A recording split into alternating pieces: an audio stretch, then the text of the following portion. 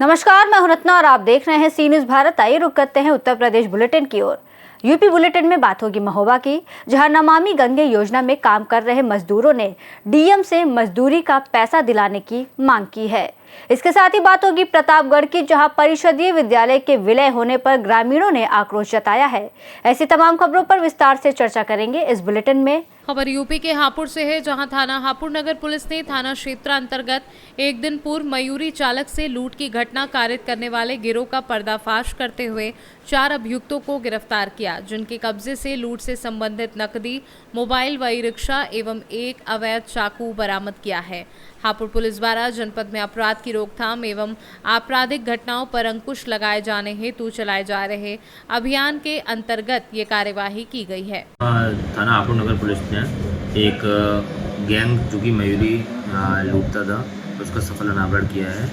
ये 12/7/2025 की घटना है। इन्होंने दीपोत्सव जाने के लिए एक मयूरी वाले को किराए पे लिया था, फिर उसको आगे चलकर उसकी मयूरी और उसके पैसे लूट लिए।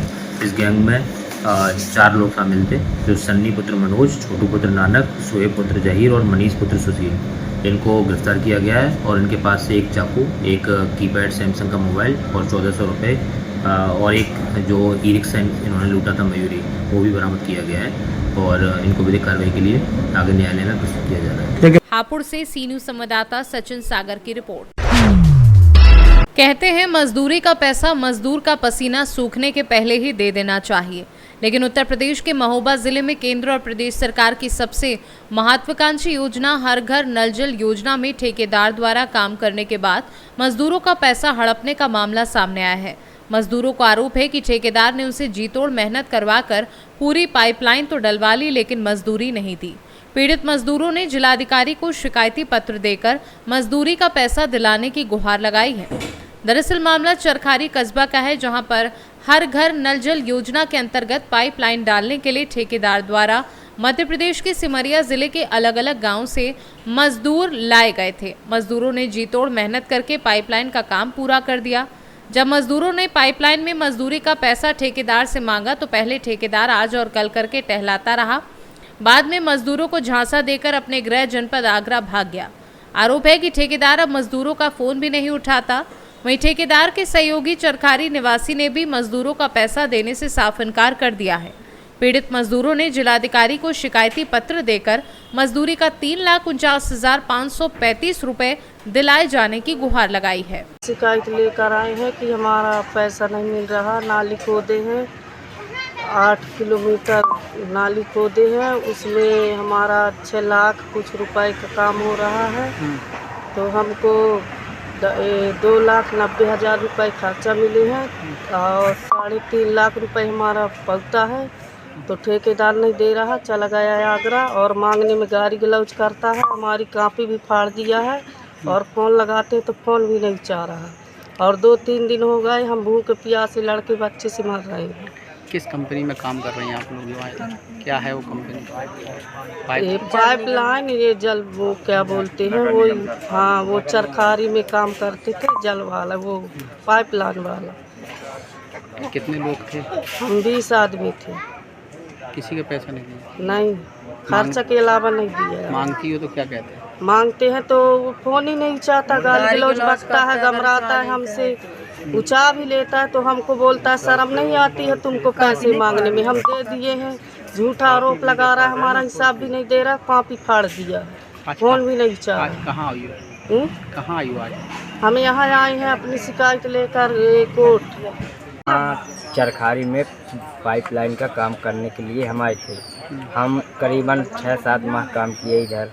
हमारा काम 6,40,000 का हुआ, जिसमें ठेकेदार हमको 2,90,000 रुपये दिया है। बाकी का पैसा मांगने में गाली गलौज करता है, कहता है तुम्हारा कुछ नहीं है, यहाँ से चले जाओ। और हम लड़के बच्चे यहाँ सब भूखन प्यासल मर रहे हैं, कोई हमारा देख रेख नहीं कर रहा।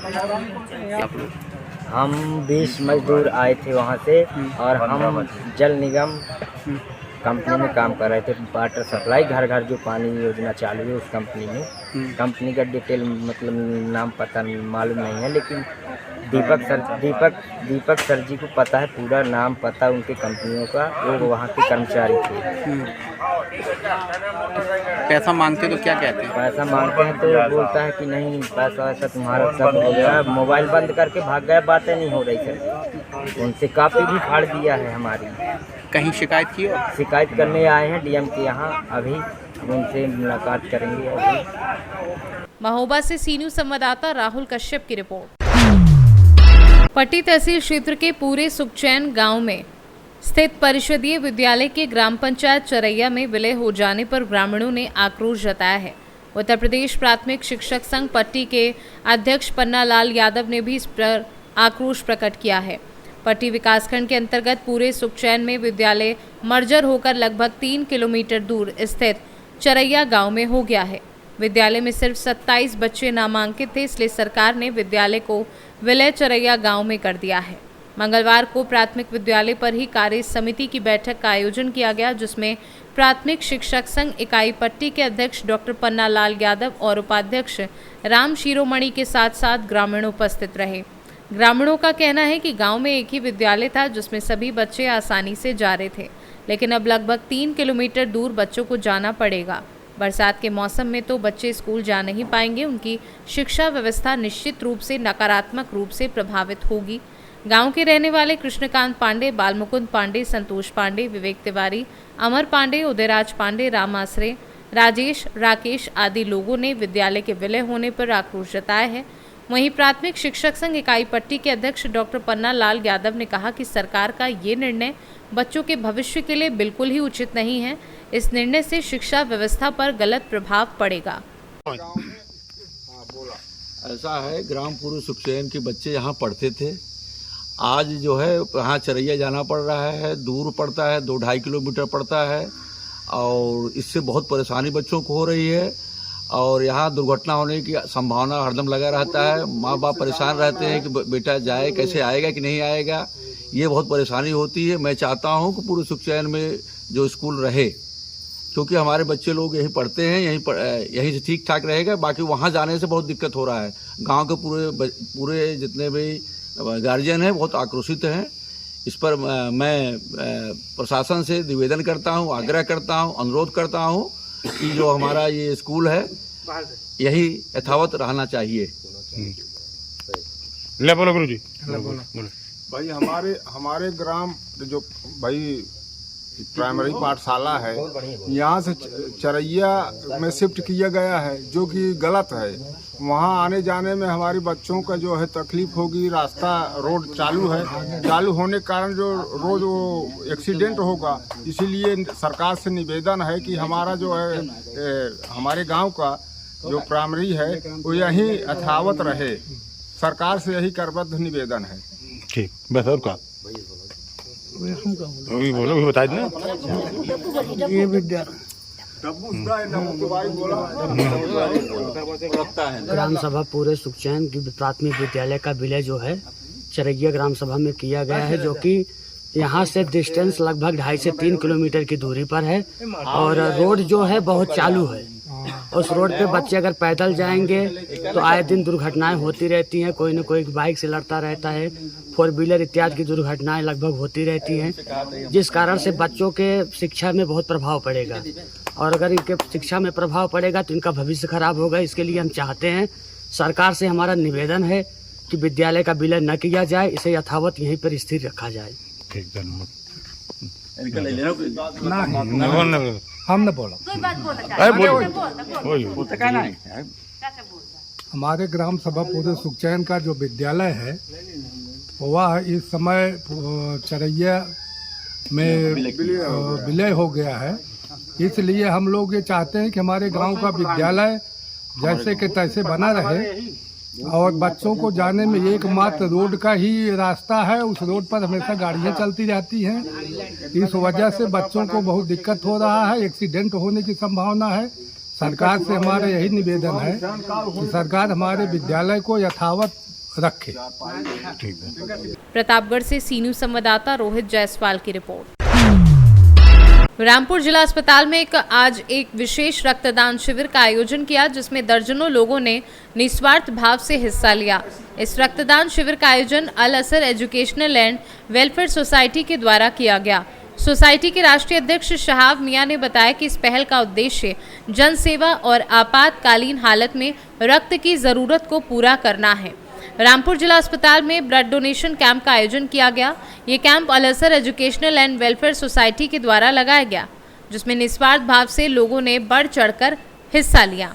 कार्यक्रम के आयोजक और सोसाइटी के राष्ट्रीय अध्यक्ष शहाब मियां ने मीडिया से बातचीत करते हुए क्या कुछ कहा, आइए आपको सुनवाते हैं। अल असर ने दूसरी बार जो है कैंप लगाया है और पहला सोमवार है, क्या कहेंगे? जी मोहतरम, अभी डॉक्टर साहब ने कुछ बातें कही, कुछ हमारे मोहतरम ने कुछ बातें कही। उन्हीं तारीख से मैं बात करना चाहता हूँ कि ये जो काम है, कार्य है, ये इंसानियत के लिए। यहाँ पर ब्लड लेने कौन आएगा मुझे नहीं पता। वो हिंदू होगा, मुसलमान होगा, सिख होगा, ईसाई होगा, फुल कास्ट का होगा, बड़ी कास्ट का होगा, उसे ज़रूरत किस चीज़ की है? ब्लड की। ब्लड, और उसको यहाँ मिले। देने वाला कौन है ये एक अहम बात नहीं है। किसने दिया, किसने दिया और किसको दिया ये हम नहीं जानते। हम जानते हैं कि इंसानियत बच गई, इंसानियत बच गई। ये हमारा काम है।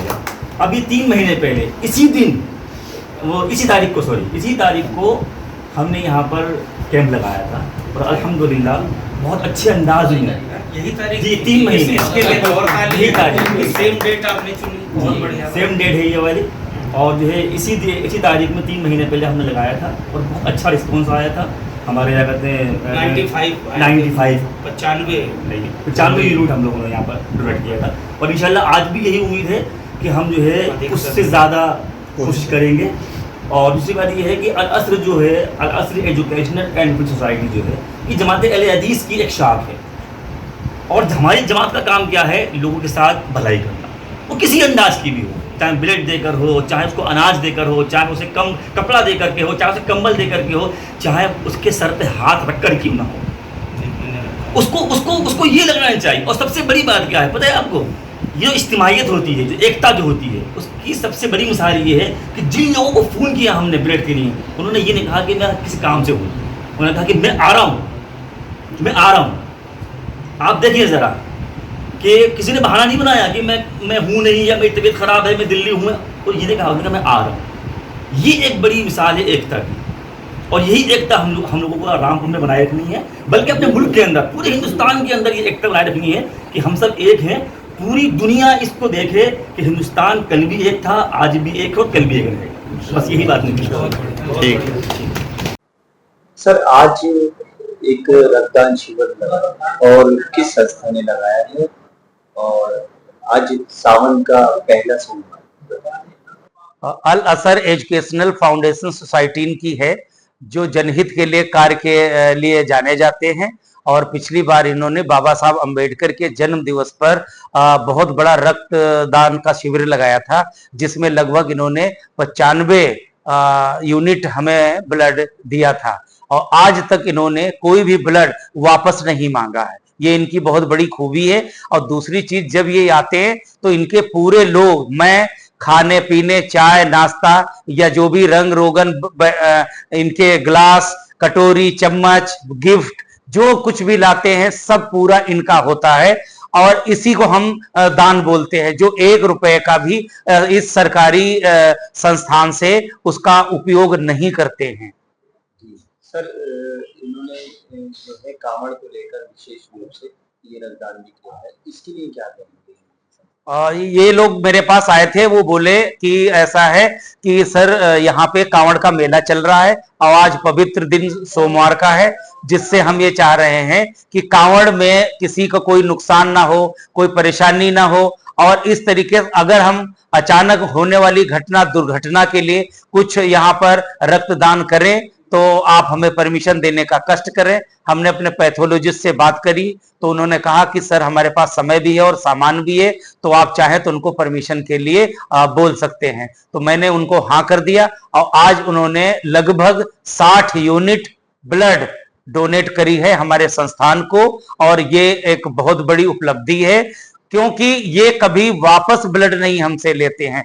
दान किया गया, उनका कहना है कि दान किया गया सामान हम वापस नहीं ले। दान में तो जो चीज चली गई वो किसी की जान बचाने के लिए, किसी के इंसान के हित के लिए वो कार्य हम करते हैं। और उन्होंने ये भी बताया कि एक ऐसी हमारी कोई योजना चल रही है जिसके बारे में मुझे ठीक से याद नहीं है, उसमें भी है कि अगर डॉक्टर साहब आपको कभी कहीं जरूरत पड़ती है तो हम 24 घंटे रात और दिन में भी उस बंदे की जान बचाने के लिए हमारी टीम तैयार रहती है। और ऐसे तो हम ये ब्लड देने वाला कैंप हर जगह किसी न किसी महीने में करते रहते हैं। तो ये एक बहुत बड़ी उपलब्धि है अस्पताल के लिए कि एक ऐसी संस्था हमसे जुड़ी जिससे सभी लोग यहाँ पे खुश हैं। और यहाँ की आम जनता से भी हमने पूछा, जो हमारे पास ब्लड था वो पर्याप्त मात्रा में है, अगर हमें कभी जरूरत पड़ी तो हम ऐसे ही दानवीरों से संपर्क आगे भी करते रहेंगे। सर, ये ग्रुप चला रहे हैं कि इन्होंने जनता को जोड़ रखा है रामपुर की कि एनी टाइम किसी को भी कभी भी ब्लड चाहिए तो उस ग्रुप में आप हाँ कर सकते हैं किसी के द्वारा। ये मैंने आपको बता दिया क्योंकि जब वो आए थे तो एक उनसे हमारी बातचीत हो रही थी, तो उन्होंने ये भी कहा था कि मान लिया हम आपके पास 2-3 महीने में आते हैं, यदि आपको कभी भी 24 घंटे में जरूरत पड़े तो हम और हमारी टीम हर समय तैयार है और निःशुल्क तैयार है। जाति बंधन भी इसमें नहीं है, हम किसी को भी खून दे सकते हैं। और ये हमारी परंपरा है कि हम हिंदू मुस्लिम छोड़ करके हम हमेशा के लिए आपके और इस अस्पताल के लिए जब तक हमारी ये संस्था है तब तक कार्य करते रहे। आज सबने ही खून दिया है, हमने दिया रक्तदान। नहीं, उन्होंने जो कहा था उस पे वो नहीं, उस पे वो खरे उतरे, क्योंकि उनके जो ग्रुप में है सिख समाज के लोग थे और क्रिश्चियन समाज के भी थे, और हर समाज को ये कहा जाए, हिंदू मुस्लिम सिख ईसाई, जो उन्होंने नारा दिया था कि हम इससे ऊंचे उठ करके जाति पात से उसका ब्लड का दान करवाएंगे, तो उन्होंने किया। और हम उनके सदा यहाँ की टीम और हमारे लोग आभारी रहेंगे। बहुत अच्छा कार्य किया उन्होंने। रामपुर से सी न्यूज़ संवाददाता साजिद खान की रिपोर्ट। फिलहाल इस बुलेटिन में बस इतना ही। देश और दुनिया की तमाम बड़ी खबरों के लिए आप देखते रहिए सी न्यूज़ भारत।